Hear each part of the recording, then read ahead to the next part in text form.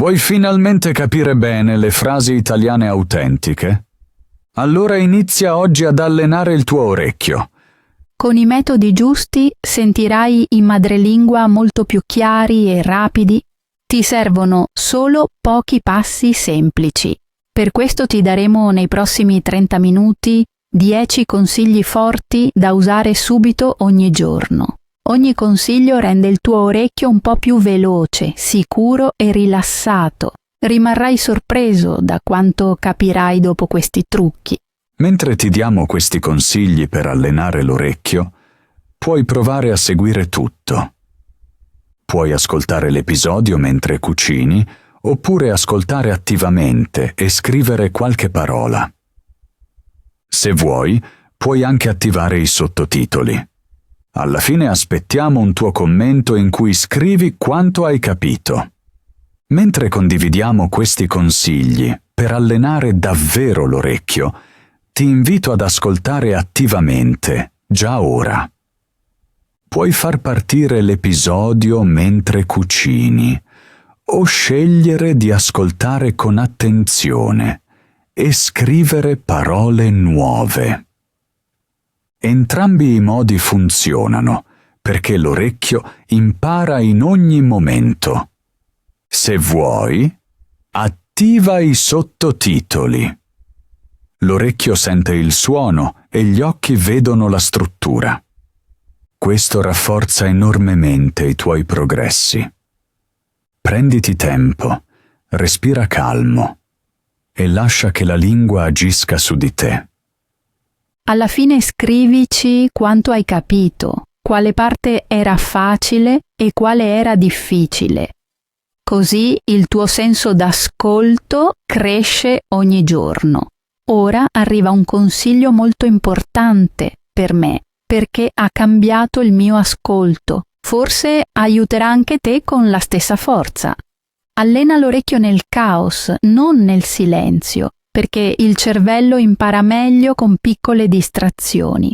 Molti credono serva silenzio totale per studiare bene, ma è un errore. Se ascolti solo in calma, la vita reale ti sorprende e l'orecchio si stressa. Ma se ti eserciti consapevolmente nel caos, diventi subito più rilassato e veloce. Immagina di essere al supermercato. Musica, un bambino parla, la cassa bip, un carrello passa. Nonostante tutti questi suoni, senti subito la cassiera dire «Avanti il prossimo». Il cervello riconosce le voci nel rumore perché cerca modelli e separa i segnali utili. Devi usare lo stesso meccanismo quando impari l'italiano. In un bar non ascoltare solo il telefono, ma anche le persone intorno. Prova a cogliere una frase, magari una parola, forse solo l'intonazione. Per strada ascolta le voci tra le auto. L'orecchio impara a ordinare i diversi suoni. Anche una cucina rumorosa di coinquilini può essere una palestra perfetta. Posate tintinnano, l'acqua scorre, qualcuno ride, eppure capisci quando dicono «mi passi quello». Questo è molto chiaro scientificamente. Il cervello si rinforza con una piccola sfida, non con troppa facilità. Un po' di caos attiva le tue cellule uditive e le fa reagire più in fretta. Ogni piccola distrazione è un mini allenamento per l'udito. Quindi non evitarla, ma sfruttala. Facendolo spesso capirai i dialoghi, anche se accanto cucinano, telefonano o suonano musicirca. L'orecchio crea un filtro che blocca i rumori forti e fa emergere le parole utili. In quel momento senti che la vita reale non può più farti paura. Quindi non allenarti solo nei momenti tranquilli. Allenati proprio in mezzo alla vita. Lì il tuo orecchio diventa davvero forte.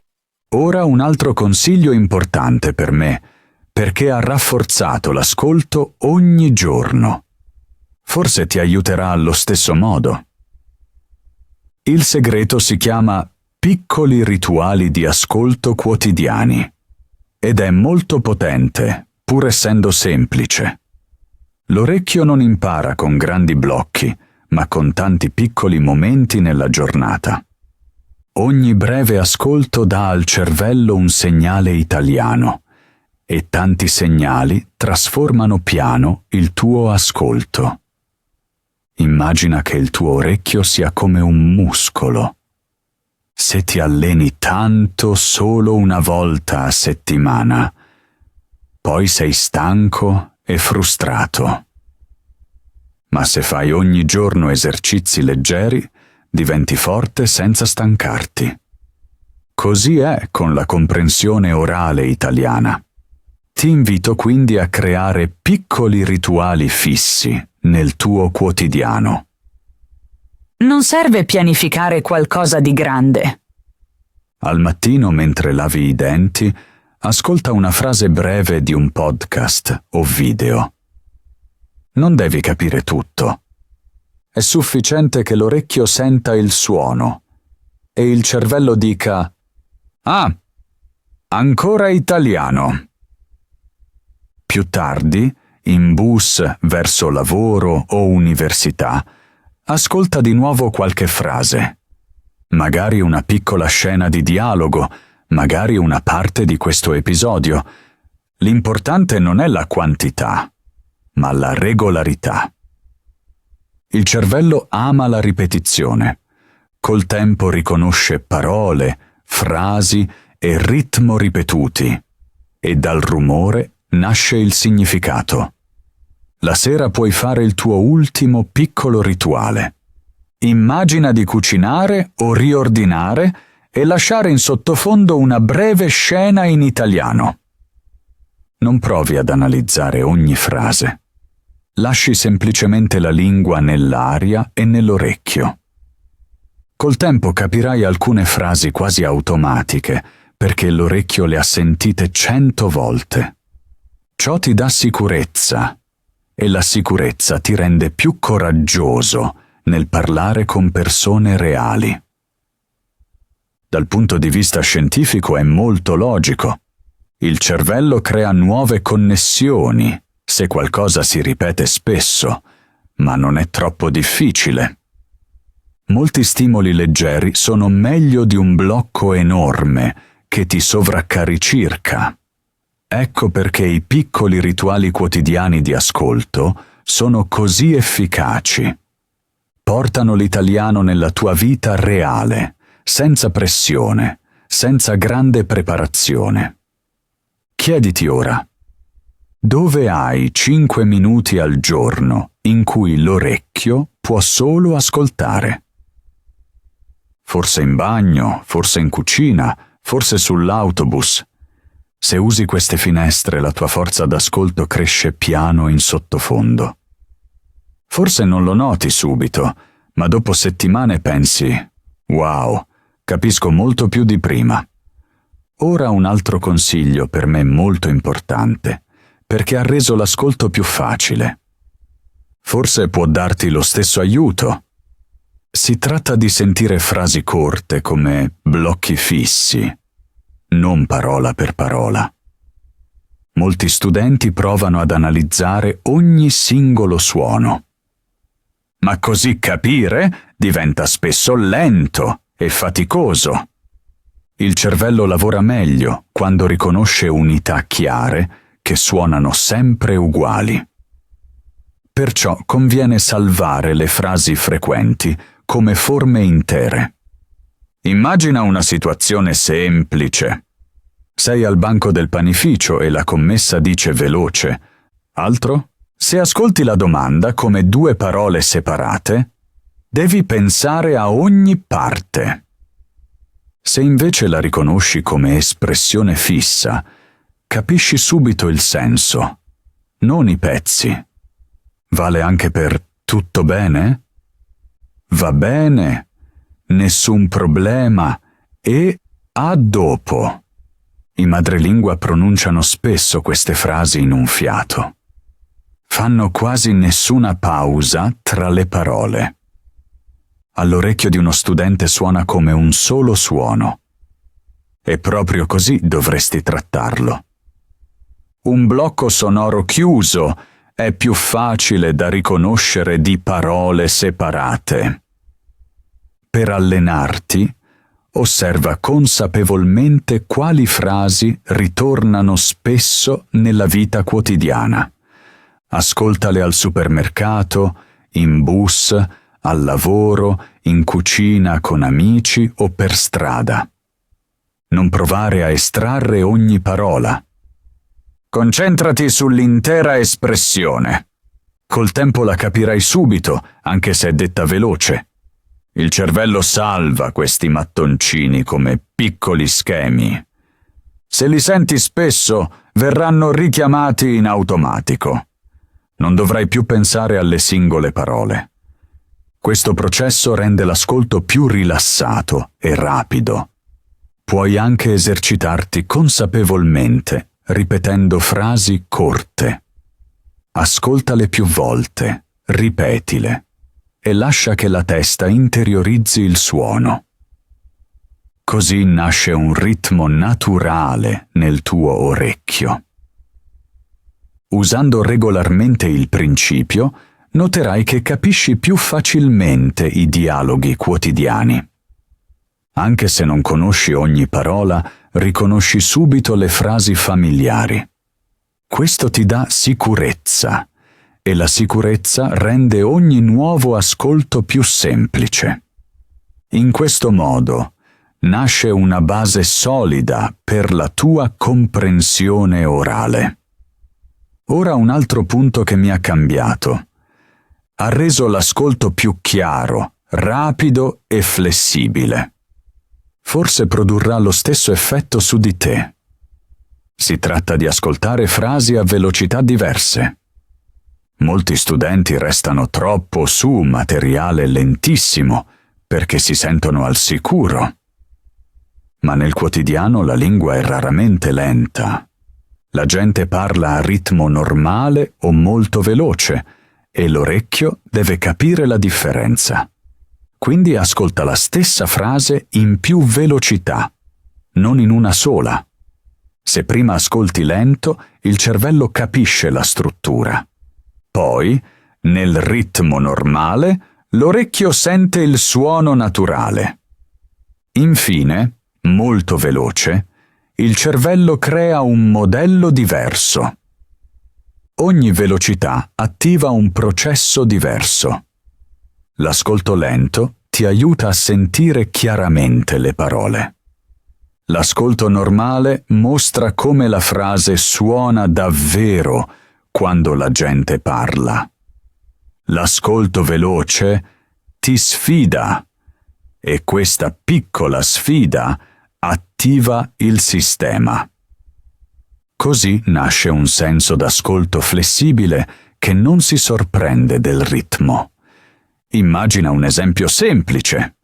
Ascolti la frase «Posso aiutarti più tardi». Prima la senti con ritmo calmo. Tutto è chiaro. Ogni parola è evidente di fronte a te. Poi ascolti la stessa frase a ritmo normale. Le parole scorrono più vicine e noti come cambia il suono. Poi senti la versione veloce. Forse non capisci ogni parola, ma l'orecchio riconosce forma, ritmo e accento. Quella forma resta nella memoria e ti aiuta poi nella vita quotidiana. Puoi esercitarti facilmente con questo principio. Scegli una frase breve. Ascoltala 3 volte a velocità diverse e nota i cambiamenti. Noterai che il tuo orecchio reagisce sempre più veloce. E questo è il punto decisivo. Se ti alleni con velocità diverse, sarai più preparato alle conversazioni reali. Le persone parlano più o meno veloci secondo umore, luogo o situazione. Se l'orecchio conosce la varietà, la lingua quotidiana appare più naturale e meno stressante. Questo allenamento è utile in ogni lingua, perché rafforza la capacità di cogliere suono e senso.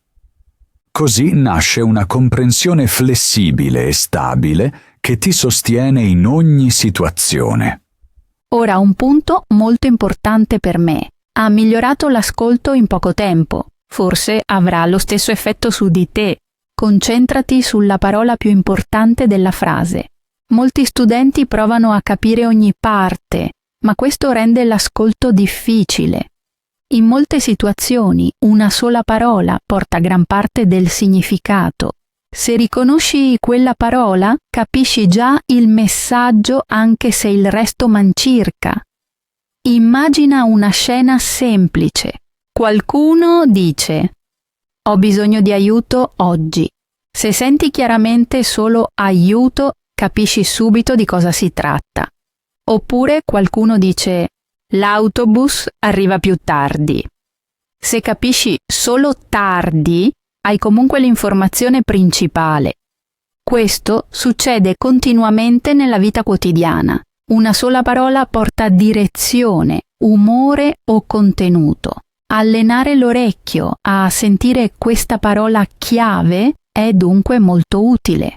Puoi praticarlo facilmente. Ascolta frasi brevi e chiediti: quale parola porta il senso qui? Quale parola mi serve più urgentemente nella vita reale? Interiorizzando questo principio, non ascolti più parola per parola, ma per significato. L'orecchio cerca automaticamente il segnale davvero importante. Ciò rilassa l'ascolto, perché non devi capire tutto insieme. Più usi il metodo, più velocemente cogli l'informazione principale, anche a ritmo normale o veloce. Il principio aiuta molto da A2 a B1, perché non serve capire tutto per reagire. Ti basta la parola più importante. Questo rende l'ascolto più leggero, chiaro e sicuro. Ora l'ultimo consiglio, il più importante. L'italiano è diventato parte della mia giornata. Forse questo pensiero avrà lo stesso impatto su di te. Dobbiamo integrare l'italiano nella vita quotidiana finché il cervello lo assorbe come una spugna. Molti pensano di progredire solo con ore di studio formali, ma è solo in parte vero. Il vero progresso arriva quando l'italiano non è più un compito, ma un compagno quotidiano. Quando l'italiano è parte dell'ambiente quotidiano, nasce una sensazione diversa. Non solo ascolti italiano, lo vivi, lo senti, lo respiri in ogni momento in cui la lingua arriva all'orecchio o agli occhi. Puoi farlo con cose molto semplici. Non ascoltare questo podcast una sola volta, rendilo un piccolo rituale.